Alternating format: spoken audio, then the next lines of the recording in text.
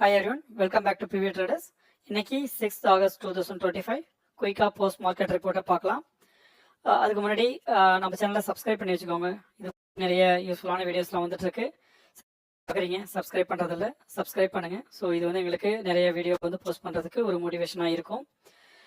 மார்க்கெட்டினுடைய status அப்படின்னு பார்க்கும்பொழுது overall 3071 stocks வந்து இன்னைக்கு ட்ரேடாக இருக்குது. இந்தியன் ஸ்டாக்ஸ் பற்றி நம்ம பேசுகிறோம். அதில் வந்து 2127 ஸ்டாக்ஸ் வந்து டிக்ளைன் ஆயிருக்கு. 844 ஸ்டாக்ஸ் வந்து அட்வான்சஸ் ஆயிருக்கு.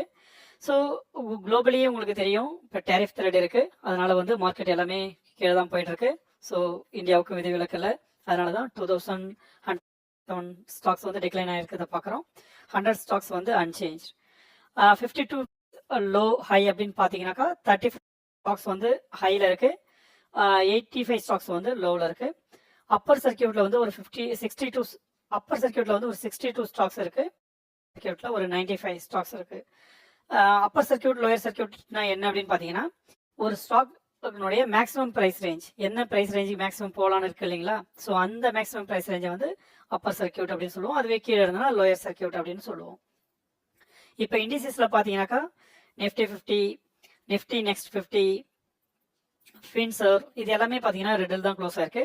பேங்க் நிஃப்டி கூட ஆல்மோஸ்ட் டில் 230 வரைக்கும் வந்து ரெட்டில் தான் வந்து அது ஒரு 150 பாயிண்ட்ஸ் கிட்ட மேலே போயிட்டு ஆல்மோஸ்ட் ஒரு 50 பாயிண்ட் வந்து பாசிட்டிவ்ல க்ளோஸ் ஆயிருக்கு. ஸோ ஒரு கீ பாயிண்ட் என்ன அப்படின்னு பார்த்தீங்கன்னாக்கா, இன்ட்ரெஸ்ட் ரேட் கட்டில் எந்த சேஞ்சஸும் இல்லை அப்படின்னு வந்து ஆர்பிஐல வந்து சொல்லியிருக்காங்க.